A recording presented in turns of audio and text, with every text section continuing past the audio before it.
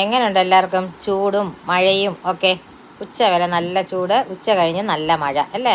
അപ്പം ഇന്ന് എനിക്ക് കുറച്ച് കണവ കിട്ടി. അത് നല്ല വൃത്തിയായിട്ട് കഴുകി വൃത്തിയാക്കി ചെറുതായിട്ട് അരിഞ്ഞിട്ട് അത് റോസ്റ്റ് ചെയ്യാമെന്ന് വിചാരിച്ചിട്ട് ചട്ടിക്കകത്തോട്ട് ഞാൻ ആ കണവയിട്ട് കറിവേപ്പിലയിട്ട് കുറച്ച് ഉപ്പും 1 സ്പൂൺ മഞ്ഞപ്പൊടിയും കൂടി ഇട്ടിട്ട് നല്ല ഇളക്കി അടച്ച് വെക്കണം. വെള്ളം ഒഴിക്കണ്ട, കാരണം കണവായിൽ നിന്ന് നല്ല വെള്ളം വരുവേ.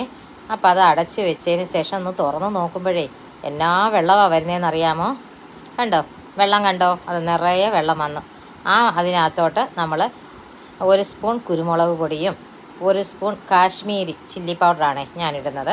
അതും കൂടി ഇട്ട് നല്ലതുപോലെ ഇളക്കി നമ്മൾ ഒന്നുകൂടെ അടച്ച് വെക്കണം, കാരണം ആ വെള്ളം ഒന്ന് വറ്റി വരണം. ആ സമയം നമ്മൾ ഒരു 6 ചുവന്നുള്ളി, 6 വെളുത്തുള്ളി അല്ലി, 1 കഷ്ണം ഇഞ്ചി, 2 കറിവേപ്പിലയും 2 പച്ചമുളകും എല്ലാം കൂടെ ഇടിക്കണേ. അരകല്ലിനകത്തോ ഇടിക്കട്ടയ്ക്കകത്തോ നല്ലതുപോലെ ഇടിച്ചിട്ട് വേണം ഇടാൻ. അരിഞ്ഞിടരുത് ചുവന്നുള്ളി.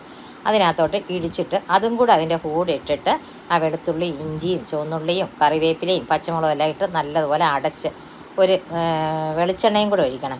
പച്ച വെളിച്ചെണ്ണയും കൂടെ ഒഴിച്ച് അടച്ച് തീ സിമ്മിലാണെങ്കിൽ സിമ്മിലിടണം, കനലിലാണെങ്കിൽ കനലിൽ ഇട്ടാൽ മതി, അടുപ്പിലാണെങ്കിൽ.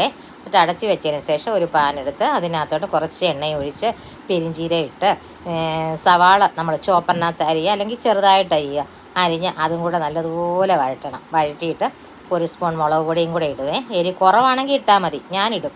ഇട്ടിട്ട് നമ്മൾ ആ വേവിച്ച് വെച്ചേക്കുന്ന കണവായും കൂടെ അതിനകത്തോട്ട് തട്ടിയിട്ട് നല്ലതുപോലെ ഇളക്കി പുരട്ടിയെടുക്കണേ.